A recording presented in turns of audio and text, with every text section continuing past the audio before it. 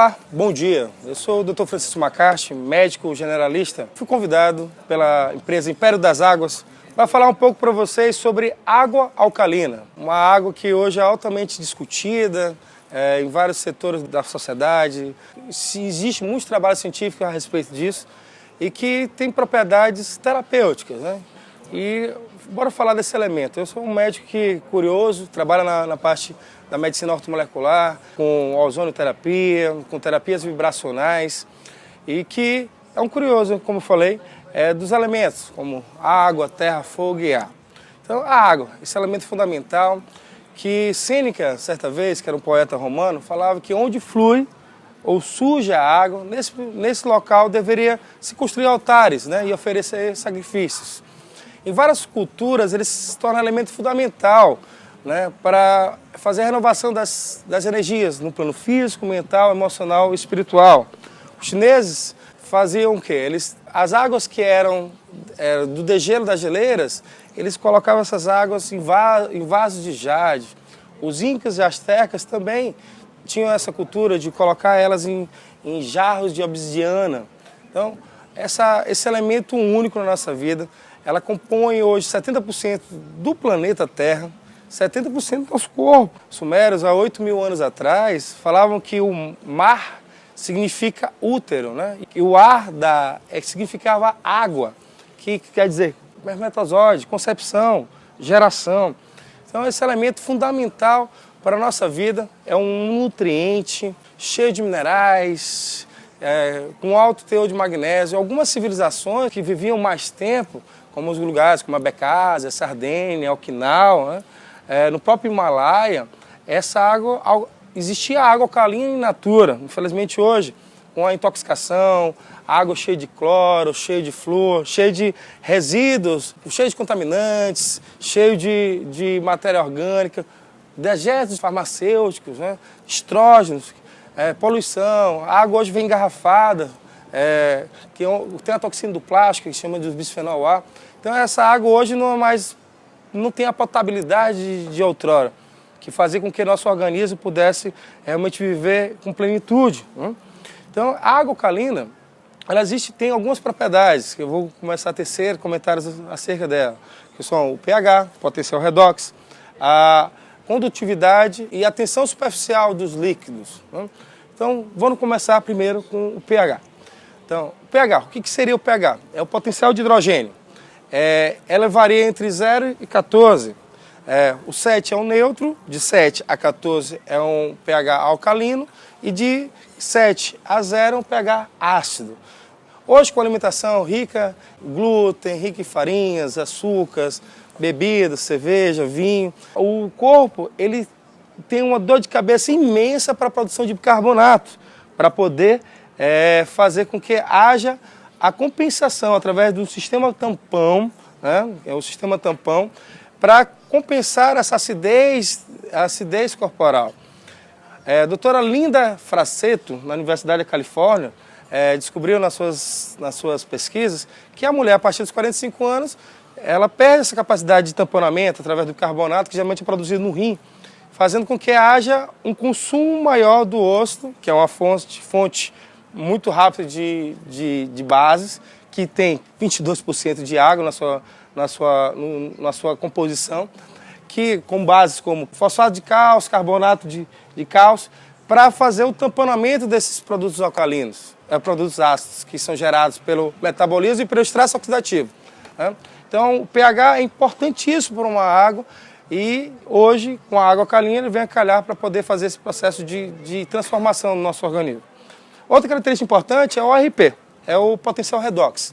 O potencial redox que é definido como a medida da molécula, que quanto mais negativo a molécula, mais ela tem a capacidade de doar elétrons, fazer com que todos os compostos ácidos do nosso organismo façam com que possam ser compensados. Então, essa característica da água de ORP negativo é altamente sine qua non para ter um processo de regeneração tecidual. Outra característica da água é a condutividade. Quando você fala de água de osmose reversa, água destilada, não é uma água própria para o consumo, é uma água morta, né? Só que, claro que isso, infelizmente, não pode ser tão dito no meio que a gente vive, pelo conflito de interesses, né? Uma água sem um magnésio, sem um fósforo, sem um cálcio, sem um cobalto, sem um enxofre, uma água sem o germânio, sem o lítio, sem o vanádio e tal, é uma água que, infelizmente, ela não te dá o sustentáculo, o suporte de nutrientes importantes para o organismo produzir os neurotransmissores, ter a capacidade de fazer a renovação com a devida excelência, porque os minerais, eles são cofatores dessas reações do corpo, para a produção de hormônios. Então, precisamos de uma água que tenha minerais e que tenha uma condutividade assim elevada. Outra característica da água, que é a tensão superficial, quanto mais pesada a água, mais difícil para ela fazer com que ela circule no nosso corpo com mais intento. Então, uma água que tem uma tensão superficial baixa, ela circula mais rápido, faz com que haja um metabolismo mais acelerado, elimina toxinas, né? Você consegue transpirar melhor, você consegue fazer com que haja uma respiração mais adequada, você faz uma renovação da artéria com mais propriedade, porque a água é um nutriente, né? A água cria hidrólise. Em processos de escassez que a gente vê de água, o organismo, ele tem, com uma inteligência que Deus nos colocou, que nos fez com que a água ela pudesse ser produzida pelo nosso corpo através de algumas reações. O próprio metabolismo da glicose, ele produz água no final, né? Depois onde chega o oxigênio, produz água e gás carbônico. Então, a água ela é importante para esse processo todo. Então, falar de água, precisa falar dessas características. Então, uma água alcalina ela tem um pH, geralmente é um pH básico, né? Um pH, uma água hoje muito boa para ingerir, uma água entre o pH 8,5 a 10. A água precisa de um potencial redox negativo, a água precisa de condutividade, precisa de minerais adequados para fazer esse processo e ela tem uma tensão superficial baixa, né? Alguns pacientes chegam às vezes no hospital, né, gestantes, com enjoo matinal, pessoas com angina, pessoas com crise asmática, pessoas com dores, né, como com fibromialgia, que fazem com que a gente perceba, será que tem relação com a água? Você já pensou, já perguntou a água que você ingere? Então, a água hoje ela está implicada incisivamente nesse processo de saúde e doença. Então, se você tem uma água alcalina, se você tem uma água com todas essas características adequadas, você diminui o risco de você morrer de um infarto, o risco de você ter um AVC. 40%, se sabe que hoje, em média, 40% da população está desidratada, né? A capacidade funcional do ser humano está sendo diminuída, minimizada, justamente por esse quadro de desidratação. As fontes de água potável no mundo estão em escassez, né? O processo de contaminantes, como a gente falou, cheio de flúor, de cloro, cheio de metais tóxicos, de estrogênios, está acabando com o mundo. Mas isso não é interessante para os governos. Por quê? Porque gera doenças, gera riquezas para a indústria farmacêutica e, para ter noção, a primeira aula do curso de medicina deveria ser o quê? Falar sobre água, que é o que é mais abundante no nosso corpo, é o que faz realmente a gente melhorar como um todo e que é o que mais ingere também. A gente não toma várias pílulas diariamente, mas a gente tem que beber água para sobreviver, né? Então, para melhorar a capacidade cognitiva, melhorar o nosso processo, a energia, uma água alcalina, ela tem a capacidade de concentrar mais oxigênio. Então, ela vai conseguir fazer o quê? A respiração anaeróbica não vai existir. O Dr. Otto Warburg, em 1931, ganhou um prêmio Nobel falando que se você tem um meio ácido, você vai ter câncer, você vai ter doenças degenerativas, você vai ter inflamação. Então, dor é igual a acidez. Então, água alcalina que geralmente você quebra quando você tem... A molécula da água, ela consegue se juntar em vários... uma molécula, ela se junta para a formação... uma molécula se junta para fazer uma formação através dos clusters.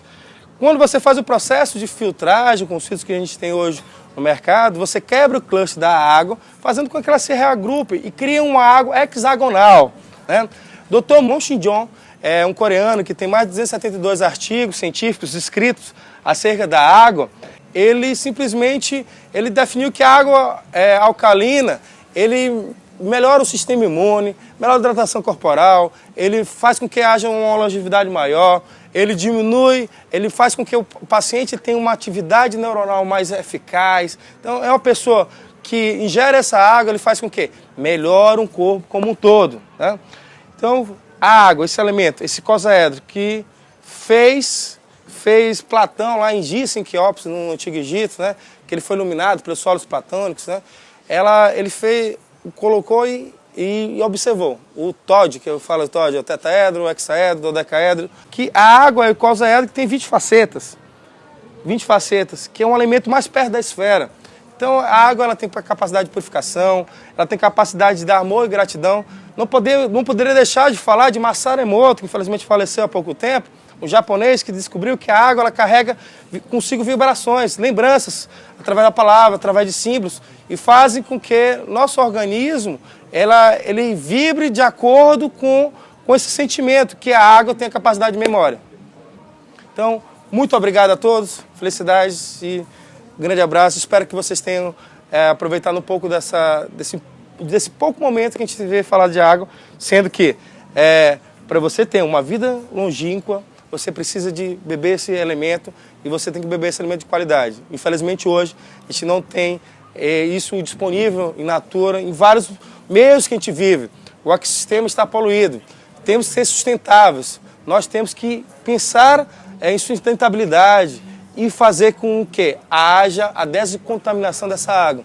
Tá? Muito obrigado, Deus com a gente, amor e gratidão. Namastê a todos.